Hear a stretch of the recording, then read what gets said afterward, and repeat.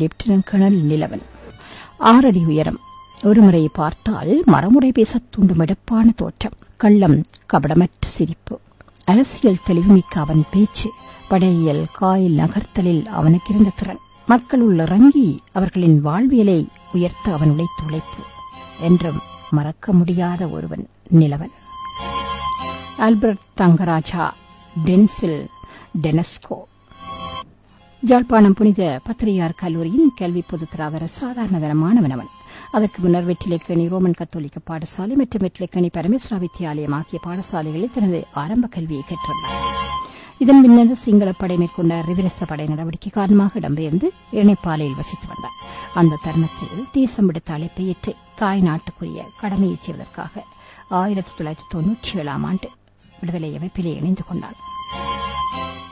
சில தேவைகளின் பொருட்டு குறித்த ஒரு கடமைக்காக போராளிகள் உள்வாங்கப்பட்ட போது இவனும் அந்த கடமைக்கு தேர்ந்தெடுக்கப்பட்டான்.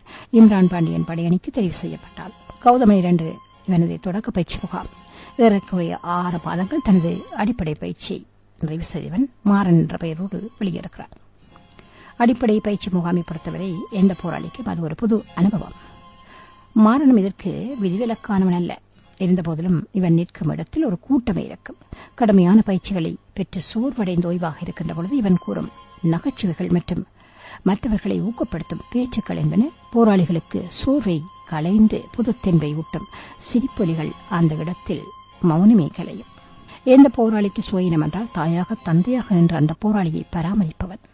இயக்கத்தில் இணைவதற்கு முன்பு கிபிர் தாக்குதல் ஒன்றில் கையில் காயமடைந்து கொழும்பு வரை சென்று சிகிச்சை பெற்று வந்த போதிலும் பயிற்சியில் அதன் விளைவை காண முடியாது. சாதாரண போராளி போலவே அவன் பயிற்சி சிரித்து சிரித்து செய்து முடித்தான். அடிப்படை பயிற்சியை பெற்றுக் கொண்ட இவன் சில ரகசிய கடமைகளை பொறுப்பேற்றான். அதன் பின் கனடக ஆயுத பயிற்சியை பெற்றான்.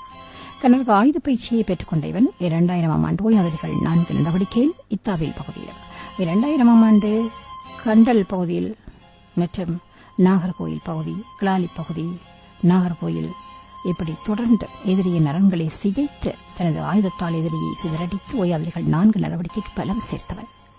இவன் தொடர்பாக தாக்குதலை வழிநடத்திய தளபதிகள் கூறும்போது சண்டை என்றா அவனுக்கு ஒரு கலை, அவரில் எந்த பதட்டமும் இருக்காது, சிம்பிள் அனுப்பான் என்று கூறிக்கொண்டார்கள்.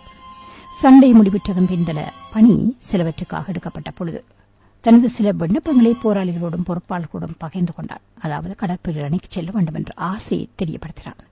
இதற்கு முன்னர் 2000 ஆண்டு தேசிய தலைவருக்கு கடிதம் எழுதினான். அண்ணன், நான் கடற்புலி அணிக்கு போக விரும்புகிறேன். நான் கடற்கரை சார்ந்த கிராமத்தில் பிறந்து வளர்ந்தான். எங்களோட சொந்தங்கள் உறவுகள் எல்லாம் நேவிக்காரன் சுட்டு தள்ளுறான். அவனுக்கு ஒரு பாடம் படிப்பிக்க வேண்டும். ஆகவே கடற்புலி படையணியில இந்த பணியை தொடர அனுமதியுங்கள் என்று கேட்டுக்கொண்டான். அதற்கு பதில் வருவதற்கு சில தாமதங்கள் ஏற்பட்ட போது அடுத்த 3 கடிதங்கள் அனுப்பினான். அண்ணன், கடற்புலியிலிருந்து நான் இந்த சித்தப்பாவை பாக்கி எண்ணி அவற்றை பணியை தொடர என்ன அனுமதியுங்கள். அவர் வீரச்சி அடிச்சிட்டார் என்று இவரது 3வது கடிதம் அமைந்தது. இவரது 3வது கடிதத்துக்குரிய பதில் இவரை பரவசத்தில் ஆழ்த்தியது. மச்சான், நான் கடப்புலிக்கு போறேன்டா. அண்ணன் ஓமண்டுட்டார்.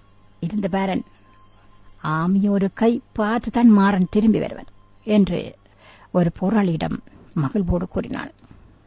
போருக்கான முன்னகர்வுகள் கடற்புலிகளால் முன்னெடுக்கப்படும் பொழுது அங்கு நிலவனை காணலாம். தனக்கு கிடைக்கப் போகும் பணியை எதிர்பார்த்து காத்திருப்பான். கடைசி சமரிலும் அப்படித்தான் அவன் காத்திருந்தான். டிசம்பர் 26, 2007 அன்று நெடுந்தீவு பகுதியில் நடந்த கடற்சண்டை உண்மையில் எதிர்பார்த்திருந்த ஒன்றல்ல. முதல் நாள் நத்தார் பண்டிகை என்றமையால் எதிரியின் வருகை இருக்காது என்று எதிர்பார்த்திருந்தார்கள். நிலவன் அந்த பகுதியில் தாக்குதல் படகுக்குரிய கட்டளை அதிகாரியாய் இருக்கவில்லை. வேறொரு முக்கிய பணியில் நின்றிருந்தான்.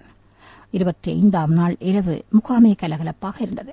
கலை நிகழ்வு ஒன்றை ஒழுங்கமைத்து அதிகாலை 2 மணி வரை அதில் கலந்து கொண்டு விட்டு அதன் பின்னரே நித்திரைக்கு சென்றார்கள். நித்திரைக்கு சென்ற சில மணி நேரங்களுக்குள் எதிரியின் டோராக்கள் இவர்களது பகுதியை நோக்கி வருவதாக அறிவிக்கப்பட்டது. உடனே தாக்குதலுக்கு தயாராகிவிட்டார்கள். அந்த நேரம் ஒரு படகின் கட்டளை அதிகாரி மிகவும் சுவையினமுற்றிருந்தார். எனவே என்ன செய்வதென்று தெரியாது யோசித்துக் கொண்டிருந்தார்கள். உடனே நிலவன் அந்த படகை பொறுப்படுத்தி செல்வதாக சம்பந்தப்பட்ட பொறுப்பாளரிடம் அடம் பிடித்து அந்த படகை பொறுப்படுத்தி மிக வேகமாக தாக்குதலுக்கு தயாரானான். பகற்பொழுதில் 11 டோரா படகுகளோடு MI-24 உலங்கு வானூர்தியோடும் கிபர் வானூர்தியோடும் எதிரி மிகவும் பலமான தாக்குதலை, கடுமையான தாக்குதலை தொடுத்தான். அந்த அர்ப்பணிப்போடு துணிச்சலோடு போராளிகள் அந்த களத்தை வென்று கொண்டிருந்தார்கள். தாக்குதல் தளபதி லெப்டினன்ட் நிலவன் தனது தனிப்படகால் நெடுந்தீவி சுற்றி வந்து தாக்குவதற்கு தயாராக இருந்தார். அந்த அளவு துணிச்சலோடு இந்த மண்ணின் விடிவுக்கும் கடலின் விடிவுக்கும் தன்னை அர்ப்பணித்து போர் புரிந்து கொண்டிருந்தார்.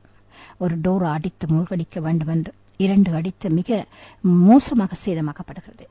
பெரு வெற்றியை இனத்துக்கு கொடுத்துவிட்டு தளபதி நிலவன் உள்ளிட்ட மாவீரர்கள் அந்த கடலிலே காவியமானார்கள்.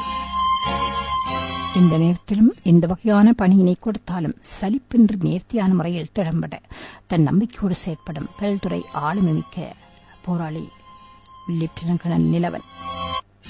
லெப்டினன்ட் கர்னல் நிலவனின் மாவீர முகடம் கேட்டோம்.